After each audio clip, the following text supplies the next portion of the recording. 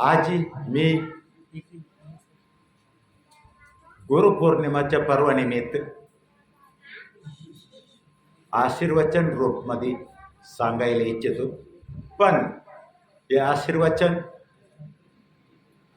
हिंदीमध्ये सांगायचे असं माझी इच्छा आहे. का मला मराठी येत नाही म्हणून नाही आहे. खबर बऱ्याच लोकांनी हे प्रश्न विचारलेला आहे, तुम्हाला मराठी येते का नाही म्हणून.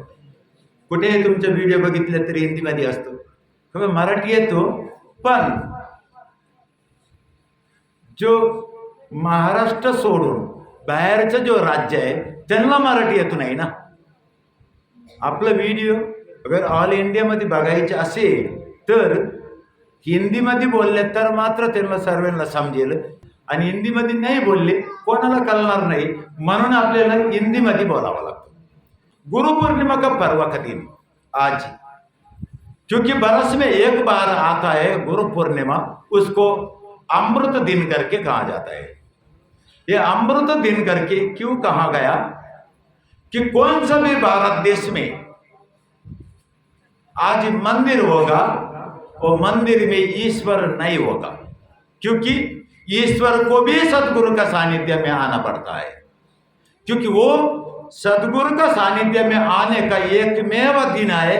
वो दिन कौन सा है बोलेगा तो गुरु पूर्णिमा का दिन है. इसीलिए गुरु पूर्णिमा का दिन जिस व्यक्ति ने आचरण सहित शुद्ध आचरण से पवित्र मन से जो गुरु सानिध्य में सदगुरु सानिध्य में आता है उसको मनोकामना पूर्ण हो जाते हैं. ये अंतिम और अटल सत्य सनातन सत्य है. आज मैं गुरु पूर्णिमा का पर्व पर मैं 3 विषय कहना चाहूंगा. पहला विषय, बचपन में एक आधार का जरूरत पड़ता है, सहारा का, और उसके बाद बुढ़ापे में एक आधार का जरूरत पड़ता है, वह है माँ बाप को बेटे का, और उसके बाद तारुण्य में एक आधार का जरूरत पड़ता है सहारा का. वो किसका है?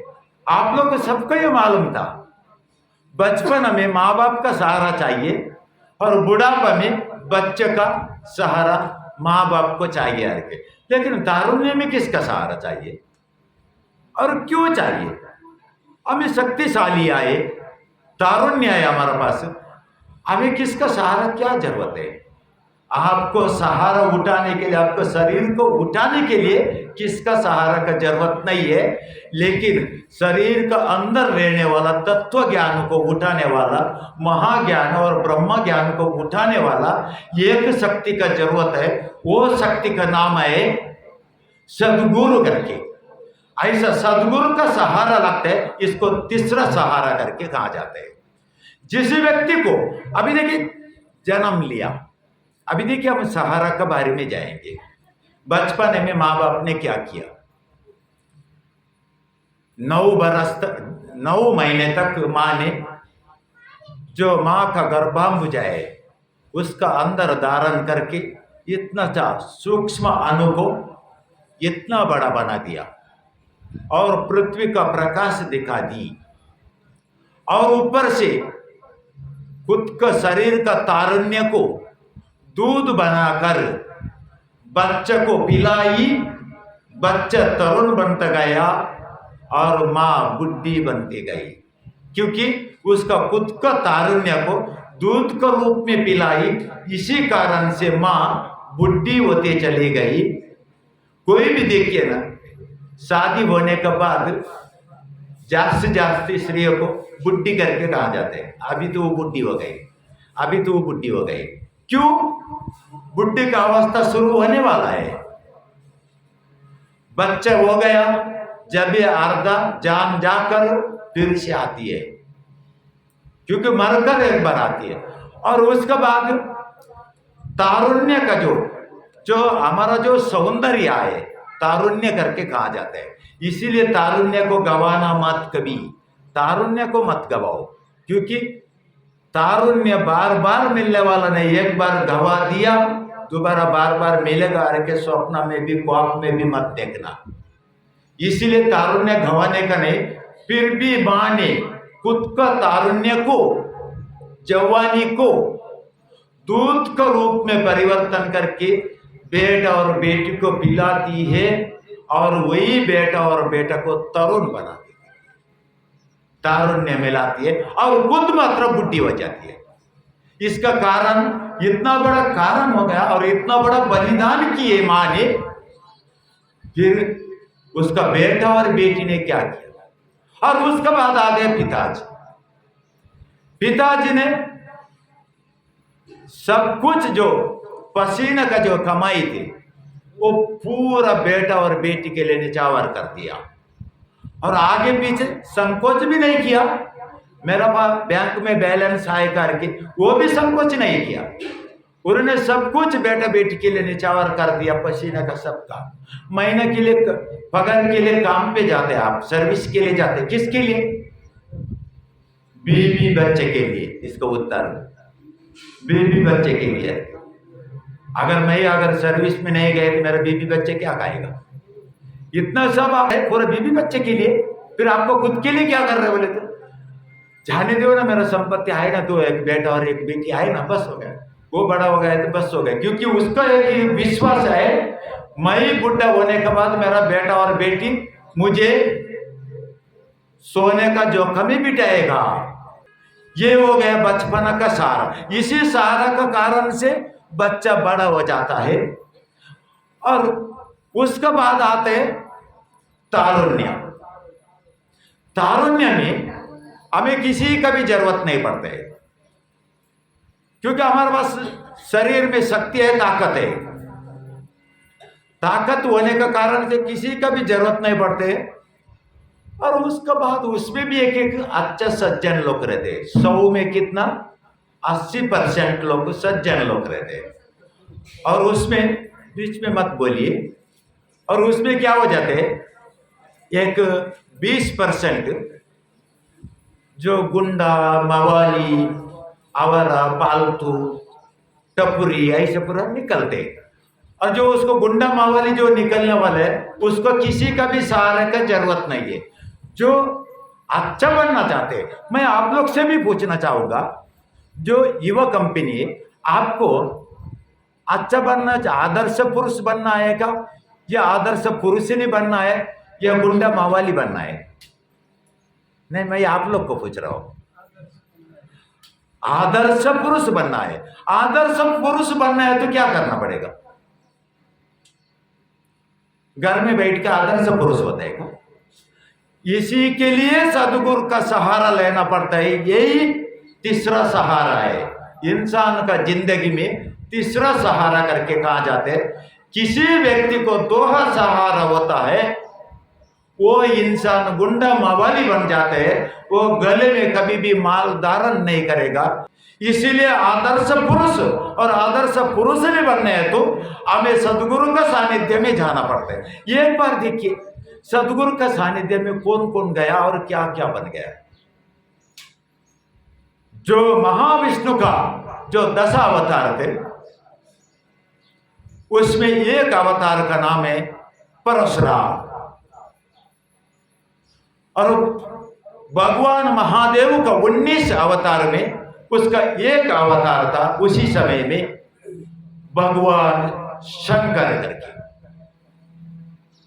जो 19 अवतार में एक अवतार था वो शंकर करके था। उसी समय में 10 अवतार में परशुराम अवतार में महाविष्णु ने परशुराम का रूप में आ गया। लेकिन ब्राह्मण का कुल अर्थात ऋषि मुनियों का कुल में जन्म लिया, हमारा जैसे का कुल में जन्म लिया। जमदग्नि ऋषि उसका पिता श्री थे, और रेणुका देवी उसका माता श्री थे। एक ऋषि मुनि आए, और एक ऋषि मुनि का एक पुत्र संजाता आए, और वो भी सामान्य ऋषि मुनि का नहीं, जमदग्नि नाम का एक महापराक्रमी और तपोदपी और सर्वोदपी का एक बेटा था। लेकिन मन में सोचा, मैं आदर्श पुरुष बनना चाहता हूं, आदर्श पुरुष बनने के लिए मुझे क्या करना पड़ेगा? आदर्श पुरुष बनने के लिए एक तपश्चर्या करना पड़ेगा, नहीं तो सदगुरु का सानिध्य में जाना पड़ेगा।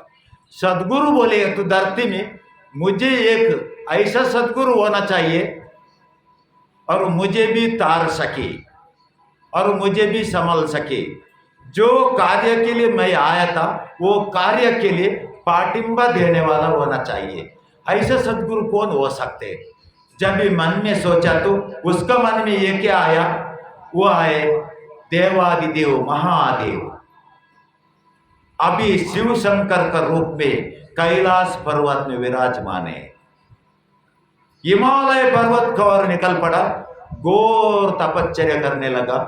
तपश्चर्या से प्रकट हुआ महादेव, उसको लेकर कैलाश में लेकर गया, उसको शिष्य बनाया और धनुर्विद्या से पकड़ के सब विद्या, अस्त्र शस्त्र शास्त्र आदि पूरा विद्या सिखाया। और सिखाने के बाद अंतिम में तो कौन सा कार्य के लिए आया था? कार्त्यवीर्यार्जुन को मारने के लिए आया था। उसको कोई भी नहीं मार सकते, उसका कौन सा भी अस्त्र शस्त्र से नहीं मार सकते। उसको मारने के लिए एक ही अस्त्र है, वो अस्त्र है परशु। ये राम, अभी तक तो राम नाम से जाना गया ना, लेकिन आज का बाद तुम्हारा राम नाम से नाम आगे बढ़ जाएगा और थोड़ा लंबा बन जाएगा। आज ये परस आप धारण करो, परस आपने धारण किया, इसी समय से आप आज का बाद धरती में तो परशुराम कहलाया जाएगा, तो परशुराम कहलाया जाएगा। उसी दिन का बाद राम से परशुराम हो गया। जब भी परशुराम का मन में एक ये आ गया, सदगुरु गुरुदेव आप मेरा आराध्य देव है, देवादिदेव महादेव, आपने राम को निकल दिया और आप मुझे परशुराम बना दिया, फिर मेरा राम का क्या होगा? डरो मत, कभी भी ये मत सोचना मैं भूतकाल में हो या वर्तमान में नहीं, मैं भविष्य के बारे में भी जानता हूं, क्योंकि भविष्य मेरा अंदर से निकलता है। इसी कारण से तुम राम नहीं है के मत डरो। एक बार देखो, धरती में जाकर देखो, अयोध्या में देखो, कौशल्य देवी का गर्भांबुज में देखो एक बार, वहां पर राम जन्म लेने वाला है। तू परशुराम होएगा तो वो भगवान राम बन जाएगा, आगे इतिहास में अजर अमर हो जाएगा। सनातन का अमर कीर्ति आकाश तक अंबर तक पहुंचेगा। लेकिन तू परशुराम बन गए करके राम नहीं है करके मत सोचना, तुम्हारे अगले अवतार है वो राम है। मैं इस अवतार में परशुराम हूं और मेरा पीछे आप है, इसका वजह से ये परश मिल गया। ये परश मिलने की वजह से कार्तवीर अर्जुन को मारने के लिए मुझे बड़ा बात नहीं होने वाले, क्योंकि आपका आशीर्वाद पीछे है। फिर मैं राम अवतार ले लिया, फिर आप कभी ना मैं कैसे धरती का जो राक्षसों का अंत कैसे करूं? जब भी महादेव ने बोला तू अभी केवल अयोध्या में मात्र देखा है, फिर आगे देखा नहीं है, अभी एक बार जाकर फिर एक दक्षिण में देखो, अंजनी प्रदेश को देखो एक बार। अंजनी प्रदेश का महारानी अंजनी देवी आए और उसका जो पति देव है केसरी महाराज है, वो अंजनी प्रदेश का महाराज है। वो महारानी और महाराजा देखिए अभी निकल के जा रहे जंगल में, और उसका साथ में एक ऋषराज भी आए अर्थात अश्वल, उसका साथ जांबवंत भी था। और ये देखिए सेना सहित निकल के जंगल का मार्ग में जा रहा है। ये कहां जा रहा है तुमको मालूम है परशुराम? नहीं गुरुदेव, ये मतंग मुनि का आश्रम में जा रहे हैं। क्यों?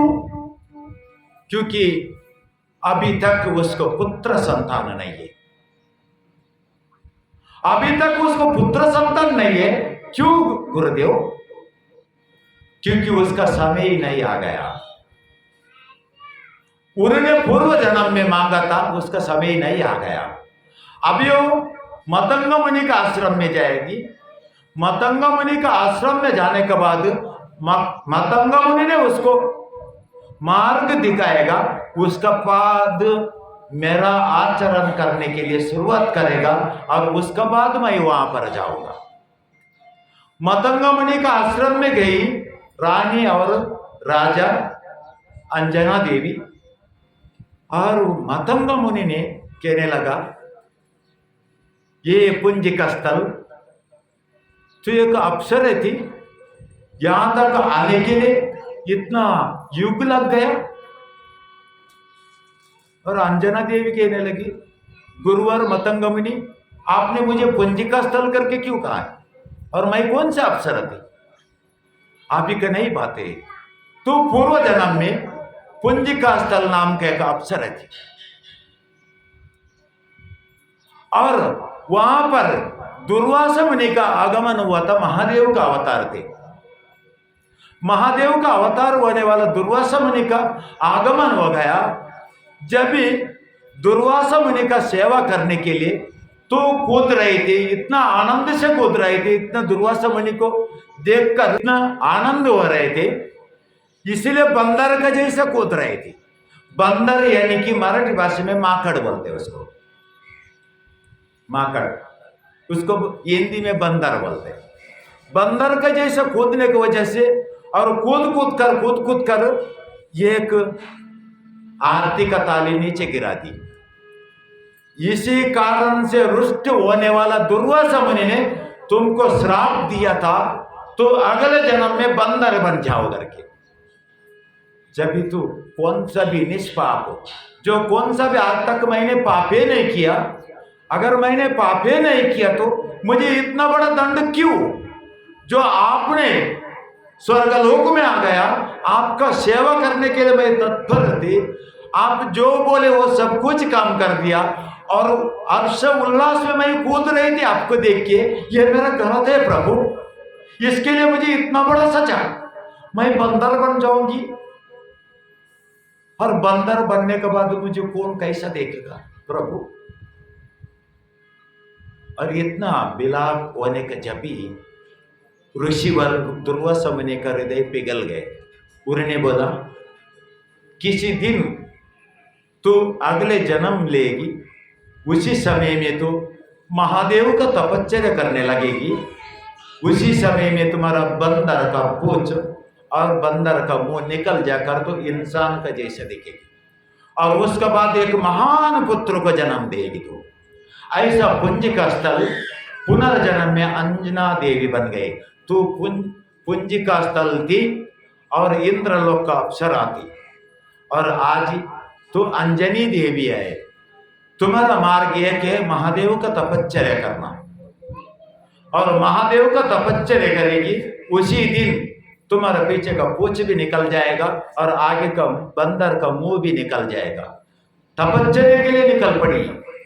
अभी देखो परशुराम, दुर्वासा बोले तो मतंग मुनि का बात सुनकर माता अंजना ने तपश्चर्या के लिए निकल पड़ी। अभी मेरा धरती में जाने का समय आ गया, और धरती में जाकर माता अंजना देवी का गर्भ में मुझे बैठना पड़ेगा, क्योंकि 19 अवतार में पहला अवतार है मेरा योनि जहां जन्म करके, अर्थात पहला जन्म है मैं माँ का गर्भ से जन्म लिया हूं। अभी तक एक जन्म भी ऐसा नहीं हुआ था माँ का और बाप का वजह से जन्म लिया करके। अयोनिज जन्म है, अजन्मा हूं मैं, मुझे कोई भी माँ बाप नहीं है, मैं अनंत हूं, मुझे अंत नहीं है, मैं अनादि हूं, मुझसे आदि कोई भी नहीं और मुझे अंत भी नहीं है, इसीलिए अनादि और अनंत है भाई। लेकिन इस जन्म एक ऐसा आने वाला है, मैं माँ का गर्भ से जन्म लूंगा, वो भी माँ अंजना देवी होगा। परशुराम ने बोला, अंजना देवी इतना बड़ा सौभाग्यशाली है जो आपका जैसा महापुरुष को जन्म देगी। और आपका जैसा महापुरुष को जन्म देगा तो वो इतिहास में अजर अमर हो जाएगा। ऐसा महापुरुष को जन्म देने वाले वो माँ बन जाएगी और वो केसरी वो पिता बन जाएगा। इतना बड़ा पुण्य है, इतना बड़ा भाग्य उसका। हाँ भाग्य है, क्योंकि ये दुर्वासा मुनि का वरदान है श्राप का रूप में। उन्होंने बोला था किसी दिन महादेव का तो तपश्चर्या करेगा, उसी दिन वानर रूप तुम्हारा बंदर का रूप निकल जाएगा, इंसान का रूप में आ जाएगी। और लेकिन आगे मांगने वाला क्या है ये भविष्य को मालूम है और मुझे मालूम है और किसी को भी मालूम नहीं। अभी तपश्चर्या उसका होने दो, क्या मांगेगा कि देखेगा। और तू भी देखता रहना परशुराम। तपश्चर्या हो गया। तपश्चर्या होने के बाद महादेव प्रसन्न हो गए और क्या चाहिए अंजना देवी करके पूछ लिया। जब भी अंजनी देवी ने बोले मुझे एक पुत्र संतान चाहिए, लेकिन मुझे पुत्र संतान ऐसा वैसा पुत्र संतान नहीं चाहिए, मुझे ऐसा पुत्र संतान चाहिए तो आपका जैसा हो। मुझे पुत्र संतान चाहिए लेकिन वो आपका जैसा हो। महादेव ने एक बार चारों दिशा में फिर कर देखा, मेरा जैसा इस पृथ्वी में छोड़ दो और तारा मंडल, सप्तमंडल, सूर्य मंडल, चंद्र मंडल और भूमंडल और भूगर्भ मंडल, इस सप्तमंडल में अगर कमंडल में जाके देखा तो भी, और पूरा यूनिवर्सिटी को देखो, पूरा ब्रह्मांड को देखो, इस पूरा ब्रह्मांड में भी मेरा जैसा कोई भी नहीं है। और छोड़ दो अनंत कोटि ब्रह्मांड को देखो, मेरा जैसा व्यक्ति धरती में आज तक कोई आया ही नहीं है। फिर मेरा जैसा बेटा आएगा कहां से? मुझे नहीं मालूम है गुरु प्रभु, मुझे इतने मालूम है मुझे आपका जैसे पुत्र चाहिए और अन्यथा दूसरा पुत्र मुझे नहीं चाहिए। इसका मतलब तुम्हारा गर्भ में मुझे आना पड़ेगा, तुम्हारा गर्भ में मुझे आना पड़ेगा। और ये छोड़कर दूसरा और एक व्यक्ति इस धरती में ऐसा कोई भी नहीं हो सकते, क्योंकि मैं ऐसा जन्म लूंगा। आज तक धरती में ऐसा शक्तिशाली व्यक्ति जगत में कोई जन्म ही नहीं लिया है, ना भूते न भविष्यते। जो अनुमान होगा उसका जैसा शक्तिशाली बेटा आज तक किसी को भी जन्म नहीं, किसी ने भी जन्म आगे नहीं लेगा और इससे पहला भी नहीं लिया। और ऐसे एक भक्त को जन्म दूंगा, भक्त होकर जन्म लूंगा। आज तक ऐसा भक्ति किसी ने भी नहीं किया होगा। मैं ऐसे एक शक्तिशाली गदाधारी बनूंगा, आज तक कोई भी गदाधारी मेरा सामने कोई भी टिक नहीं सकते। और मैं एक ऐसा शक्तिशाली बनूंगा, पूरा ब्रह्मांड एक साथ आ जाए, पूरा ब्रह्मांड से भी बड़ा सेना मेरा सामने आ जाए, मेरा एक ही ओंकार से पूरा धूल टुकड़ा चूर हो जाएगा। मेरा सामने करने वाला इस अनंत कोटि ब्रह्मांड में धरती में आज तक कोई भी जन्म नहीं लेगा। ऐसे एक महाअवतार में मैं जन्म लूंगा, वो भी योनिजा अवतार में, और वो भी तुम्हारे गर्भ में जन्म लूंगा। माँ आप मेरा माँ बनेगी ना? जो आप मेरा गर्भ में जन्म लेने वाले हैं, आप मेरे गर्भ में जन्म लेने वाले, और इससे भी बड़ा सौभाग्य क्या होने वाले? क्योंकि अगर आप जन्म लिया तो कभी तक सूर्य चंद्र रहेगा, जब तक आपका नाम शाश्वत रह जाएगा, और आपका नाम कभी तक शाश्वत रह जाएगा जब तक मेरा नाम भी शाश्वत रह जाएगा, और मेरा पतिदेव का नाम भी शाश्वत रह जाएगा। आज भी हम अंजना देवी और केसरी महाराज को भूलता नहीं है। क्यों? वो वीर हनुमान बजरंग बली का माँ और बाप है, क्योंकि महान पुण्यवान है। इसीलिए ऐसा वाला पुत्र उसका गर्भ में जन्म लिया। और इस जन्म का कारण क्या मालूम है परशुराम? मेरा बिना असुरों को मारने का छोड़ दो, उसका नजदीक भी जाना महा कठिनाई हो जाएगा। क्योंकि सामने आने वाला जो असुर है, आगे जो राक्षस है, वो सामान्य राक्षस नहीं है, लंकेश्वर रावण है। उसका सामना करना राम छोड़ दो, पूरा ब्रह्मांड का महाशक्ति सब आ गए तो भी रावण को एक हिला भी नहीं सकते।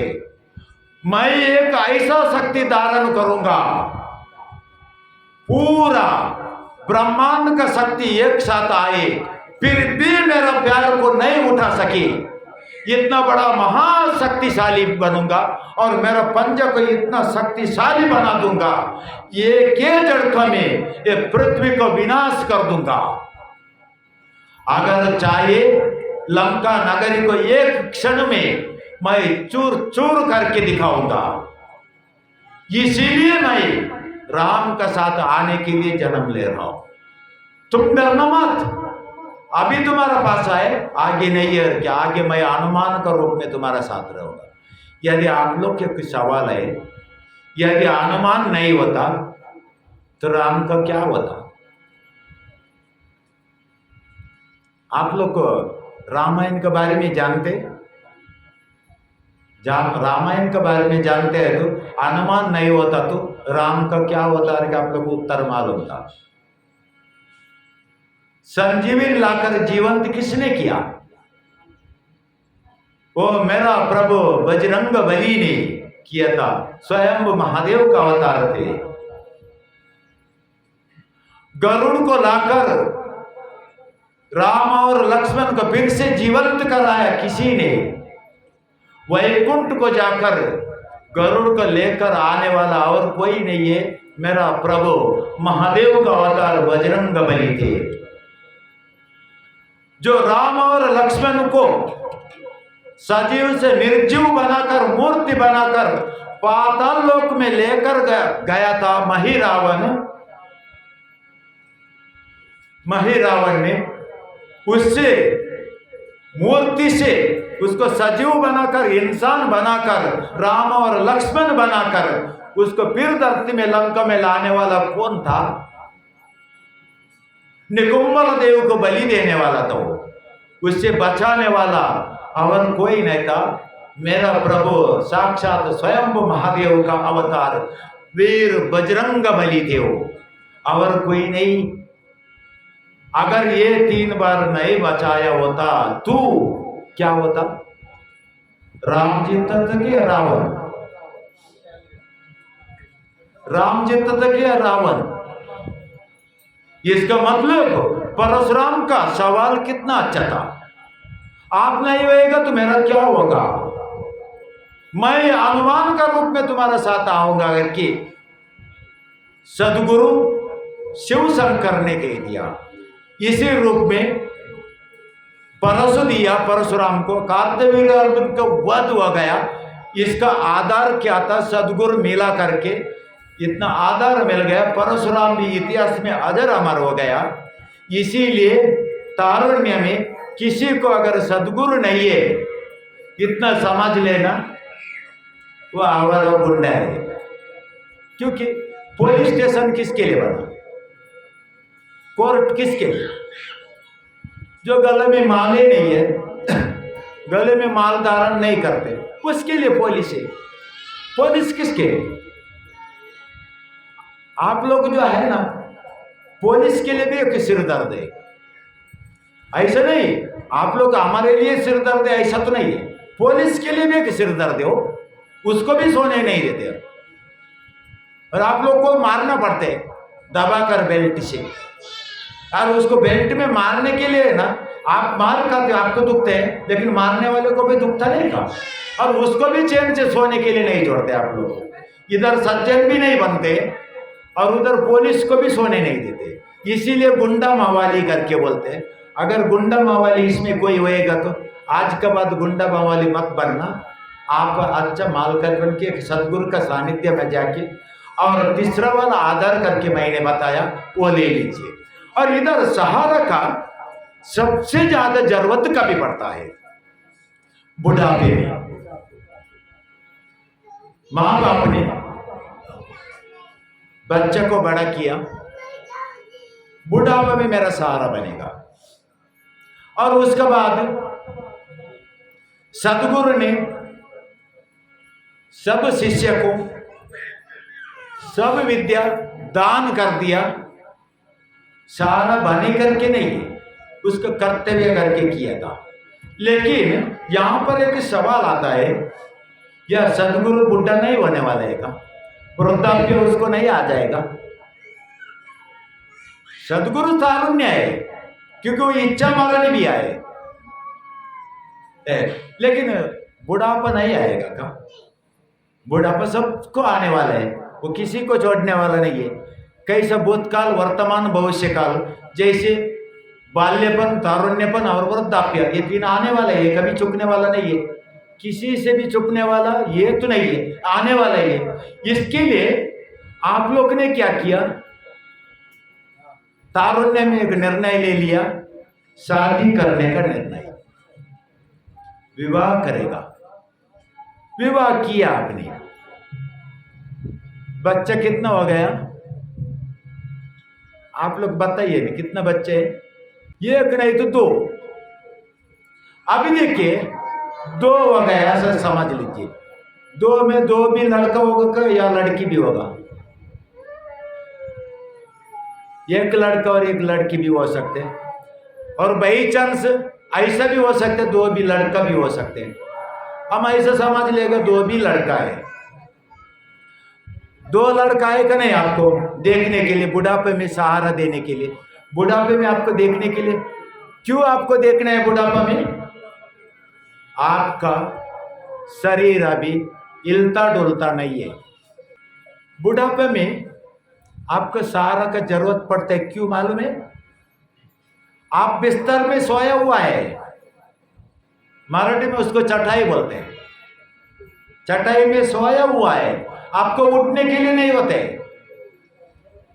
और आपको उठाने के लिए आपका धर्मपत्नी उसको खुद को उठने के लिए नहीं होते, बुढ़ी हो गए वो भी, वो आपको क्या उठाएगी अभी? देखिए, अभी का ज्ञान सबसे बड़ा तत्व ज्ञान है, यहां से लक्ष्य पूर्वक सुनिएगा, और उसमें भी तरुण कंपनी सबसे जास्त सुनिएगा। देखिए, बुढ़ापा इतना बेकार है, आपका धर्मपत्नी आपका सहारा बनेगी करके सोचा तो आपका धर्मपत्नी को उसका खुद का शरीर को उठाने के लिए नहीं होता है, तो आपको क्या उठाएगी? या अगर आपका धर्मपत्नी अगर बिस्तर में पड़ी है, तो आपका खुद का शरीर को उठाने के लिए चार आदमी का जरूरत पड़ता है, और आपका बीवी का आप शरीर को क्या उठाएगा? इसका मतलब आपसे होने वाला नहीं है। और ये छोड़ दीजिए, मैं मेरा पत्नी का सेवा करूंगा, और आप भी मत छोड़ दीजिए, मैं मेरा पति का सेवा करूंगी, क्योंकि आपसे वो होने वाला नहीं, क्योंकि आप लोग को बुढ़ा बुढ़ी हो गया, वृद्धाप्य बन गया। अभी आपका साथ एक ही विकल्प आए, वो आपने बचपन में इतना लाड पोसकर बड़ा किया, वो आपका दो बेटा तरुण हो गया, तारुण्य में आने का जब भी पिताजी का जो एस्टेट था, संपत्ति था, वो हिस्सा किया, विभाजन किया। विभाजन करते वक्त माँ बाप को एक छोटा बेटे का साथ, नहीं तो बड़ा बेटे का साथ, अभी किसका कौन सा किस में गया और कैसे समझेगा? किसका नसीब किधर है उधर। आपका नसीब में छोटे का साथ आए, तो आप माँ बाप छोटे के पास रह गए, छोटे के पास रह गए तो बड़ा क्या सोचते हैं? माँ बाप अभी छोटे के पास है, मेरा जिम्मेदारी खत्म हो गया, अभी माया और मेरा औरत, माया हम दो हमारा दो, और आगे ये दो जो झंझटबाजी है दो, वो हमारा साथ नहीं है, छोटे के पास है। माँ बाप सबसे बड़ा झंझटबाजी करके समझते हैं। देखिए, सुनिए, ध्यान लगाकर सुनिए, माँ बाप सबसे बड़ा झंझटबाजी है, हम दो हमारा दो, हम तो हमारा दो में माँ बाप आता है का? हम दो हमारा दो, सब लोग वही बोलते हैं ना। फिर ये माँ बाप को किसका सहारा देना?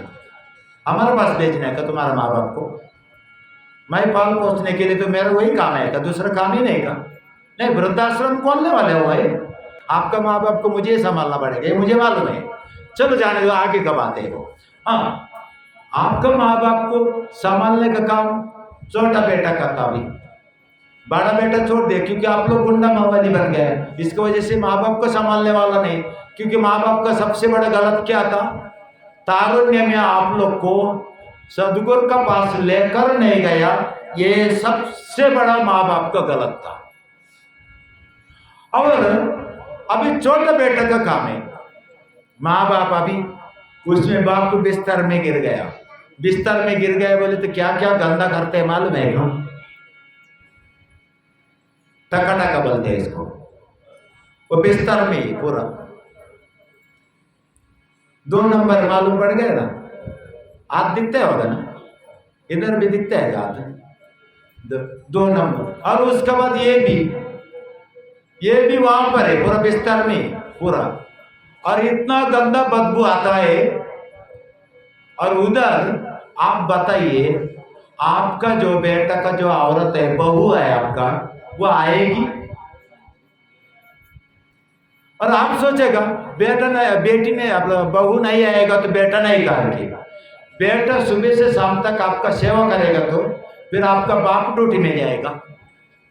ड्यूटी में कौन जाएगा? सुबह उसको ड्यूटी में जाना है और आएगा कभी शाम को, शाम तलक इस बुढ़ा और बुढ़ी का साथ रहेगी कौन? कौन? बहू। बहू रहेगी। बहू सुबह नाश्ता पेट भर के देगी ना, 4 गिलास देते होगा ना, दोपहर को खाना इतना देते होगा, और शाम को मात्र कुछ प्रॉब्लम नहीं, क्योंकि उस समय में पति देव आने वाले हैं। बेटा के सामने इतना खाना पुरस्ती है, और पुरस्कार बोलते देखिए इतना खाना, सुबह है ना इतना नाश्ता दिया और 4 गिलास चाय दिया था, और दोपहर को इतना खाना दिया, सब पूरा दिया, और शाम को देखिए अभी तो आपका सामने है, और बहुत कुछ। और बेटा को तो बुढ़ा क्या बोलते हैं, बेटे इधर आ जाओ, मुझे सुबह नाश्ता भी नहीं दी, चाय भी नहीं दिया, दोपहर को भी खाना नहीं दिया था, दी थी उन्होंने, और आप तुम्हारे साथ झूठ बोल रहे हो। शाम का अभी थोड़ा तुम्हारे सामने खाना ला के दिया, अब तक खाने दिया नहीं। हाँ, ये बहू सुनती है और बोल क्या मैं झूठ बोलती हूँ? देखा, तुम्हारा पिताजी को इतना सुबह से शाम तक सेवा किया मैंने, और तुम्हारा पिताजी ने क्या बोला, आप भी मैं घर में नहीं रुकने वाली हो। बैग निकली और उसका अंदर पूरा रख दी, अभी मैं के चले बोले तो पति का पूरा जो बैटरी था पूरा डाउन हो गया। आगे अभी अगर वो गई समझो तो कम से कम 6 महीना आने वाले तो नहीं है, उसको मस्का मारना पड़ेगा। मस्का मारने के बाद उधर ससुराल में जाना पड़ेगा, और ससुराल का साथ जाके उधर माँ बाप को पैर पकड़ना पड़ेगा, और औरत का दर्शन लेना पड़ेगा। औरत का दर्शन लेने के बाद वो माफ करेगी, माफ करने के बाद आएगी। इतना पूरा झंझटबाजी करने से बेटा क्या सोचते हैं, ये बुढ़ा और बुढ़ी बीच में बोली ना, इसकी वजह से औरत जाती है ना। ये बुढ़ा को एक कान का नीचे बजाया तो क्या होता है? होता है कि नहीं? ऐसा होता है कि नहीं? ये जनरल चलते, जो जनरल में होते वही है, ये सही बात है, नहीं करके कोई बोलने दो, नहीं होते ऐसा। बेटा ने माँ बाप को गाली देता है कि नहीं? तुमको बुढ़ा संभालता है कि नहीं? तुमको समझते है कि नहीं? समझते है कि नहीं? कुछ इतना अच्छा सेवा करती है तुम्हारा बहू, फिर ऊपर से नाम रखता है का वो गया बुढ़ा, क्या बोला तो कोई सुनने वाला नहीं, बुढ़ी भी कोई बोले तो कोई सुनने वाला कोई भी नहीं है। ऐसा दिन निकलना बोले तो 6 महीना तक बिस्तर में गिर गए का मालूम नहीं, 3 महीना बिस्तर में गिर गए का मालूम नहीं, या बरस गिर गए का मालूम नहीं, पटकन कुटकन मरने वाला कमी। और इस समय में देखिए, उदाहरण 6 महीना बिस्तर पकड़ गया, 6 महीने तक सेवा करना चाहिए ना। 6 महीने तक बोले तो 6 महीने तक सेवा किसका अच्छा से हुआ है, एक बार आप लोग बताइए। ऐसा किसका बेटा है और बहू है आपका 6 महीने तक निरंतर अच्छे से सेवा किया है? एक आदमी तो कम से कम एक बुढ़ा और बुढ़ी हाथ ऊपर कीजिए ना, क्योंकि इस तरुण को नहीं मालूम है, वो आगे इसका अनुभव आ जाएगा। है एक भी नहीं, हाथ किसका भी ऊपर नहीं आते। कारण क्या है बोले तो आज तक किसी ने किसी को भी ऐसा संभाले नहीं है जो माँ बाप ने बच्चे को कैसे संभाला था, जैसे बच्चे ने माँ बाप को संभाले नहीं है। इसीलिए हाथ ऊपर करने का सवाल ही नहीं आता है। एक प्रॉब्लम और एक भी है, खत्म नहीं हो गया, बुढ़ा और बुढ़ी का बात इधर खत्म हो गया, तो भी ये विषय समाप्त नहीं हो गया, 3 आधार खत्म नहीं हो गया। अभी सदगुरु का समय बाकी है। अभी सदगुरु भी आगे बुढ़ा होने वाले हैं, समझ लीजिए। वो इच्छा मरनी नहीं है, उसको भी सहारा का जरूरत पड़ेगा ना। 3 महीने का बिस्तर में गिरेगा क्या, या 6 महीना, या 1 बरस? मालूम है क्या कितना करके? मालूम है नहीं। अभी देखिए, याद करके सुनिए, सब लोग याद करके सुनिए, इसमें भी युवा पीढ़ी याद करके सुनिए।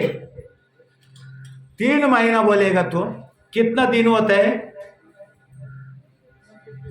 90 दिन। और 6 महीना बोले तो 180, बोले तो 180 दिन। और 1 बरस बोले तो 3 से 65 दिन। एक सदगुरु का शिष्य मंडल कितना होता है? लाखों शिष्य। महादेव ने कहा था धरती में ऐसा भी महापुरुष है, वो एक दीवार को चलाएगा, अर्थात आलंदिका ज्ञानेश्वर महाराज ने दीवार को चलाया था। ऐसे एक महापुरुष आ जाएगा धरती में, और ऐसा भी हो जाएगा कोई तपोनिधि है, मरा हुआ कुत्ता को भी जीवंत कर सकते हैं आगे। ऐसा भी हो सकते, मुझे नहीं मालूम, लेकिन वो भी सकते हैं ऐसा, क्योंकि ऐसा भी धरती में हो सकते हैं। महादेव का वाणी है। हाँ, यहां पर देखिए इंपोर्टेंट सवाल है सदगुरु का बुढ़ापा का। अभी सहारा देना पड़ता है, लाखों शिष्य आए, लाखों शिष्य कितने हैं? लाखों शिष्य। आगे कितना बढ़ेगा? करोड़ों में हो जाएगा। और बिस्तर में कितना समय गिरेगा? 3 महीना, 6 महीना, बरस, कितना? इसमें कितना पकड़ने का आप लोग तय कर लीजिए। कितना? 3 महीना नहीं चाहिए, 6 महीना पकड़ेगा। 6 महीना नहीं तो 1 बरस पकड़ेगा। 1 बरस। शिष्य कितना है? करोड़ है, करोड़ शिष्य है। सबको इतने बोल देने का। क्या बोलने का? देखिए ध्यान से देखिए, क्या बोलने का? 1 दिन सेवा करने का गुरुदेव का। एक ही दिन, 24 घंटा आपके लिए। दोबारा आपको करोड़ों रुपए दिए तो यहां पर आने का चांस नहीं मिलेगा सेवा करने के लिए। 1 दिन मात्र, 1 दिन सेवा करने के। हमें 1 बरस के लिए कितना इंसान का जरूरत है, शिष्य का जरूरत है? 3 से 65, 365। करोड़ शिष्य में 365 मिलेगा नहीं है। करोड़ शिष्य में 3 से 65 चुन के निकलना है। मिलेगा क्या या नहीं मिलेगा? और सेवा करने के लिए टाइम कितना है? 24 घंटा। 24 घंटा सेवा करना है। 5 पकवान खाने के लिए मिलेगा क्या नहीं? सुबह नाश्ता इतना मिलेगा क्या नहीं? चाह कितना गिलास चाहिए आपको? मिलेगा कि नहीं? क्योंकि एक ही दिन है, कल नहीं ना। कल हम जाने वाले, दोपहर दूसरा आने वाले। हमारा नसीब में एक ही दिन है, 24 घंटा मात्र है। 24 घंटा बोले तो ऐसा रगड़ेगा बुड्ढा को उठने के लिए नहीं होता है ना, उसको ऐसा रगड़ रगड़ रगड़ रगड़ के उसको नलाएगा तो काला तो गोरा बन जाएगा पूरा, और लाल गुलाब का जैसा दिखेगा, इतना बुरा रगड़ेगा, क्योंकि 24 घंटा मात्र चांस है। 24 घंटे 3 से 65 आदमी को चुनो और आप हो गया माला माल, बुढ़ापा में भी आपको तकलीफ नहीं है। ये सदगुरु का सबसे बड़ा दिव्य ज्ञान है। ये ज्ञान तक जे व्यक्ति पहुंच गया वही सदगुरु तपोनिधि अक्षय महाराज बन जाते हैं। अगर ये ज्ञान तक पहुंचता नहीं है, वो लोग देखिए ये नीचे बैठने के लिए फिट है, ये नीचे इधर तक के लिए, इधर तक बैठने के लिए ना इतना दिमाग लगाना पड़ता है। अभी सोचिए आपका 2 बेटा था और उसमें एक बेटा और एक बहू, वो अच्छा आएगा। सदगुरु का 1 बरस का बोला, आपका पका ले 3 महीने का, वो अच्छा आएगा। या सदगुरु का 1 बरस अगर बिस्तर में पकड़ा तो उसका जीवन अच्छा है। किसका जीवन अच्छा लगता है आप लोग को? कौन सा जीवन आप लोग का अच्छा लगता है? तरुण मंडली, किसका जीवन अच्छा लगता है?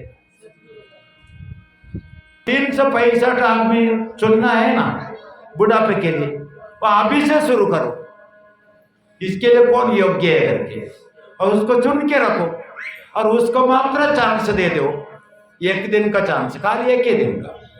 नलाओ दुलाओ काई करो करो, पिलाओ, क्या करना है खिलाओ, सब कुछ करो, लेकिन 1 दिन मात्र, खाली 24 घंटा। 24 घंटा बोले तो कौन करेगा नहीं, कौन करने के लिए आएगा नहीं? सोनाली आप पुणे से आएगा कि नहीं जादव सर? 1 दिन के लिए बोले तो, और रोज बोले तो टाइम नहीं किया। सुबह जाके आपको काम को जाना है, फिर सुबह से शाम तक काम करना है रोज ही, और 1 दिन बोले तो, और वो भी जिंदगी में 1 बार, जिंदगी में 1 बार 1 दिन आता है, जिंदगी में, पूर्ण जिंदगी में 1 बार आता है। ये कोई करेगा क्या या नहीं करेगा? और आपका बेटा और बहू इतना करेगा 3 महीना 6 महीना करेगा? करेगा क्या? ऐसा सेवा करेगा क्या? 1 दिन का जैसा सेवा करेगा क्या? 1 दिन ये खत्म हो गया तो दूसरा दिन दूसरे का नंबर है ना, उधर रेडी आ गया, दूसरा दिन भी वही से माला माल है, दूसरा दिन भी 3 से 65 दिन भी माला माल है। बुढ़ा को कुछ तकलीफ नहीं है, कीड़ा नहीं लगने वाला है अभी, क्योंकि नीचे से भी कुछ लगा है ना, पूरा सब लगा है। इसका वजह से बुढ़ा सदगुरु के बारे में बोल रहा हूं मैं, बुढ़ा पिता और माता के बारे में नहीं, बुढ़ा सदगुरु के बारे में बोल रहा हूँ। वह बिस्तर में कीड़ा नहीं लगने वाले। क्यों लगने वाला नहीं है? 1 दिन के लिए सब कुछ किया है उन्होंने, और दूसरा वाला दूसरा दिन पूरा फिर से कापूस लेकर आएगा दोबारा लगाने के लिए, कुछ कीड़ा ना पड़ जाए। इसके लिए इतना अच्छा जीवन है, और इतना अच्छा जीवन को आप लोग को इतना एक कमजोरी बना दिया हो, इतना कंगाल बना दिया, उसको कौड़ी का एक नाने का कीमत रखा नहीं है। और आप बोलते ब्रह्मचारी को नाम रखते हो आप, आपका पास है क्या है? 1 बेटा है और 1 बहू है, वो भी आपको देखता नहीं है, आपको संभालता नहीं, और आप बोलते हमारा जीवन क्या है कि हमारा जीवन में करोड़ों शिष्य है, उसमें हमें चुनना है खाली 90, नहीं तो 180, नहीं तो 365 मात्र चुनना है। इसीलिए जीवन सबसे माला माल बोले तो किसका है? वह है ब्रह्मचारी का है। ब्रह्मचारी का 1 छोड़कर और अन्य किसी का भी नहीं। लेकिन ब्रह्मचारी कैसे रह जावे? महान तपस्वी वावे, जंगल में तपश्चर्या किया वो, और महान त्यागी वावे। गुरुदेवा गुरुदेवा सद्गुरुदेवा सद्गुरुदेवा गुरुदेवा गुरुदेवा गुरुदेवा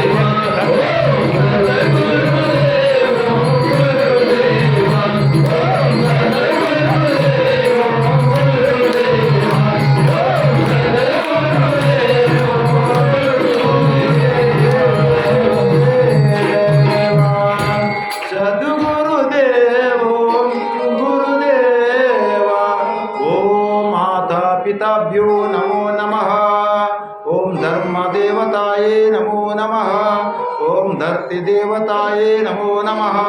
ओम सद्गुरुवे नमो नमः। ओम कामधेनवे नमो नमः। ओम अर्चिकाये नमो नमः। ओम सुभद्राये नमो नमः। ओम पुण्यकोटिये नमो नमः। ओम सुरभिये नमो नमः। ओम नंदिनिये नमो नमः। ओम कपिलाये नमो नमः। ओम गोमाताये नमो नमः। ओम सद्गुरुदेवाये नमो नमः। इतना कहकर मेरा आशीर्वचन को पूर्ण विराम देता हूँ। ओम गुरुदेव धन्यवाद।